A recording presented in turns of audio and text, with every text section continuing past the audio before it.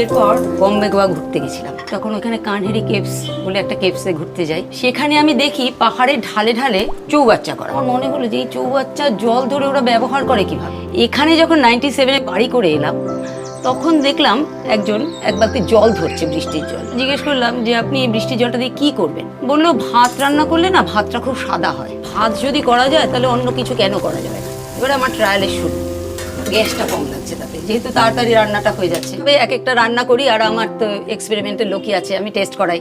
তারপরে আমাদের একদিন বোরিং খারাপ হয়ে গেল, এবারে জল খেলাম। প্রথমে কাঁচা জল, কোনো ফিল্ট্রেশন নেই, কিছু নেই। খেয়ে তো খুব টেনশনে আছি, পেট খারাপ হবে কি হবে।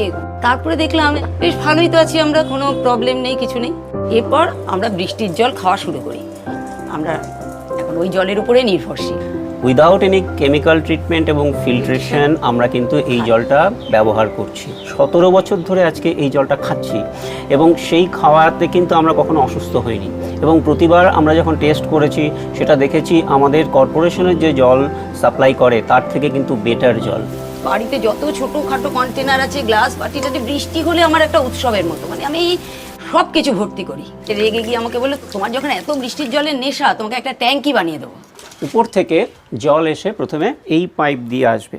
এই ভাল্বটার হ্যান্ডেলটা সবসময় নিচের দিকে থাকবে, অর্থাৎ ওপেন পজিশনে থাকবে। যখনই বৃষ্টি হবে ছাদ ধুয়ে নোংরা জল এই পাইপ দিয়ে সরাসরি নেমে যাবে, রিজার্ভারে ঢুকবে না। যখন আমরা জল ধরবো মনে করব, এই ভাল্বটাকে আমরা বন্ধ করে দেব। জল তখন এখান থেকে এই পাইপ দিয়ে উঠবে।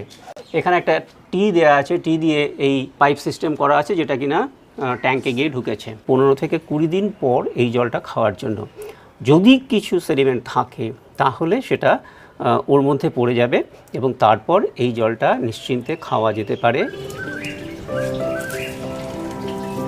যদি 1-2 দিনের জন্য কোথাও যাই তাহলে কিন্তু আমি জলটা ক্যারি করি। ওয়ান টাইম যদি একটা ট্যাঙ্ক করে জলটা কালেক্ট করা যায় এবং খাওয়া যায় তাহলে আমার মনে হয় অনেকটাই সুস্থ থাকবে অনেকে।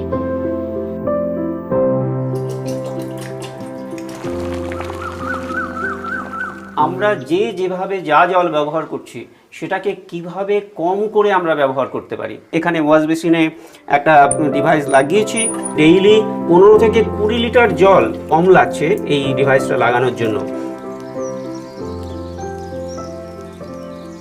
পশ্চিমবঙ্গে অনেক জায়গায় দেখা যাচ্ছে আর্সেনিক প্রবণ। কলকাতাতে এত হাই রাইজ হচ্ছে, সেখানে তারা প্রতিনিয়ত জল তুলছেন, কয়েক মিটার সেই জলের তল নেমে যাচ্ছে। পপুলেশন আরও বাড়বে এবং মাটির থেকে জল আরও তুলবে, তখন তারা জল কোথায় পাবেন? সেটার থেকে যদি আমরা মুক্তি পেতে চাই তাহলে এখন থেকে সেই অ্যাওয়ারনেসটা দরকার। লোকে যাতে এই বৃষ্টির জল ধরার ব্যবস্থা করে এবং সেটাকে ব্যবহার করতে পারে, কারণ এটা আমার নিজের জল।